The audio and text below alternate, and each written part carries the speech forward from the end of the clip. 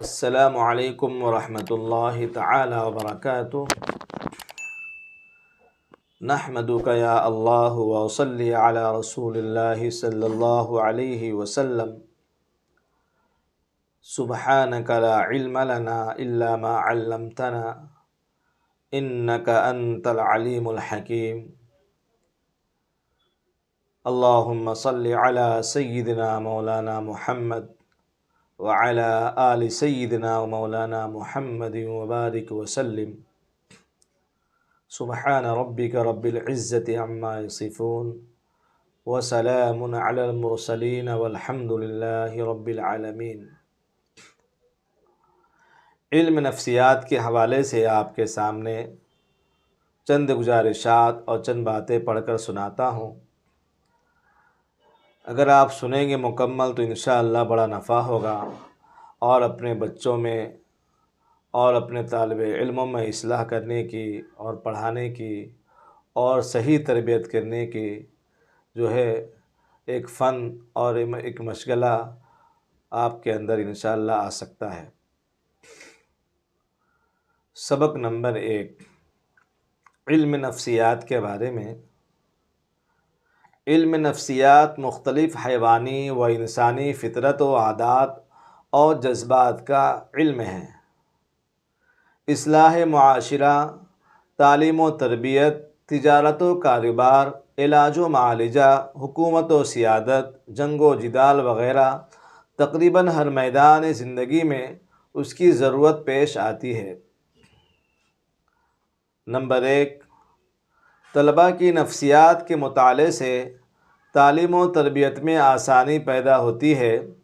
Number 2، اس کے مطالعے سے ماں باپ، استاد، طلباء میں بچوں میں محبوب اور مقبول بن جاتا ہے، جس کا فائدہ یہ ہوتا ہے کہ طلباء اس کے حکم کو خوشی خوشی بجا لاتے ہیں۔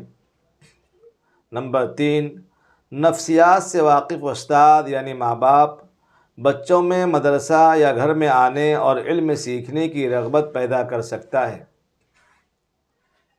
نمبر 4، علم نفسیات سے واقف استاد یا ماں باپ خشک سے خشک مضمون کو یعنی باتوں کو دلچسپ بنا کر طلباء سے یا اولاد کے سامنے پیش کر سکتا ہے۔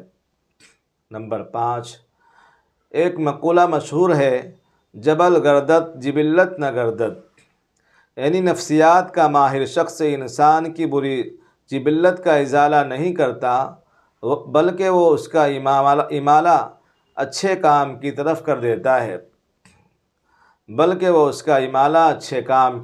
دیتا ہے۔ چنانچہ نفسیات سے واقف استاد یا ماں باپ شریر، بدبخت اور برے بچوں کی اصلاح اچھی طرح کر سکتا ہے۔ نمبر 6، نفسیات کا ماہر استاد یا ماں باپ مار پیٹ کے بغیر بھی بچوں پر یا طلباء کرام پر اپنا وقار، اپنا رعب، اپنا دبدبہ قائم کر سکتا ہے۔ نمبر 7، نفسیات کا ماہر استاد بچوں کو نظم و نسق کا عادی بنا سکتا ہے، یعنی ڈسپلن کا عادی بنا سکتا ہے، اور ان میں تنظیمی صلاحیت یعنی آرگنائزیشن کی صلاحیت پیدا کر سکتا ہے۔ اسی طریقے سے جو ماں باپ، جو استاد علم نفسیات سے واقف نہیں ہوتے، ناواقف ہوتے ہیں، ان کے کیا نقصانات ہیں وہ بھی سن لیجئے۔ نمبر 1، علم نفسیات سے ناواقف استاد طلباء میں تعلیم حاصل کرنے کی رغبت کو ختم کر دیتا ہے، جیسے سبق یاد نہ کرنے پر اتنی پٹائی کرے کہ بچے کا دل پڑھنے سے ہٹ جائے۔ نمبر 2، علم نفسیات سے ناواقف استاد بچوں میں مجرمانہ ذہنیت پیدا کر دیتا ہے، جیسے کوئی استاد کسی بچے کو برے القاب، گنڈا، ڈاکو وغیرہ سے پکارے تو چند دنوں بعد اس بچے میں اسی طریقے کی ذہنیت پیدا ہو جاتی ہے۔ نمبر 3، علم نفسیات سے ناواقف استاد سے بچے پریشان رہتے ہیں، اس کی پیٹھ پیچھے غیبت کرتے ہیں۔ نمبر 4، علم نفسیات سے ناواقف استاد اور ماں باپ کا ادب و احترام بچے دل سے نہیں کرتے، اسی لیے مکتب یا مدرسے سے نکلنے کے بعد وہ استاد کو مڑ کر بھی نہیں دیکھتے، کوئی تعلق ہی نہیں رکھتے۔ نمبر 5، علم نفسیات سے ناواقف استاد یا ماں باپ بچوں میں احساس کمتری اور احساس کہتری جیسی نفسیاتی مرض پیدا ہوتے ہیں۔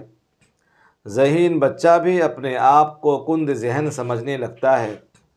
غرض علم نفسیات کو بروئے کار نہ لانے پر مزید اور بھی نقصان ہو سکتے ہیں۔ اسی لیے استاد کو چاہیے، ماں باپ کو چاہیے کہ بچے کے بارے میں، بچے کے ذہن کے بارے میں، بچے کی نفسیات کے بارے میں، بچے کے چال ڈھال کے بارے میں پہلے سمجھے کہ بچہ کیا چاہتا ہے، بچے کی سوچ کیا ہے، بچے کی فکر کیا ہے، بچے کی سمجھ کیا ہے، بچے کس طریقے سے۔ کبھی اکثر بچے جو ہے جھوٹی موٹی تعریف سے ہی خوش ہوتے ہیں، تو جھوٹی موٹی تعریف کر دیں۔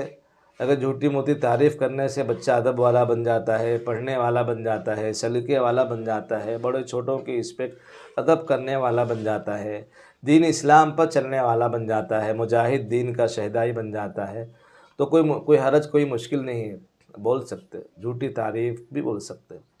اللہ تعالی ہم سب کو ان کہی سنی باتوں پر عمل کرنے کی، اور ان جو بھائی یا بہنیں سن رہے ہیں ان سے گزارش ہے کہ ان پیغام کو آگے بھی شیئر فرمائیں، تاکہ ان میں سے کوئی ایک بھی اگر سنے گا اور عمل کرے گا تو انشاءاللہ ہمارے نیک کھاتے میں بھی اجر لکھا جائے گا۔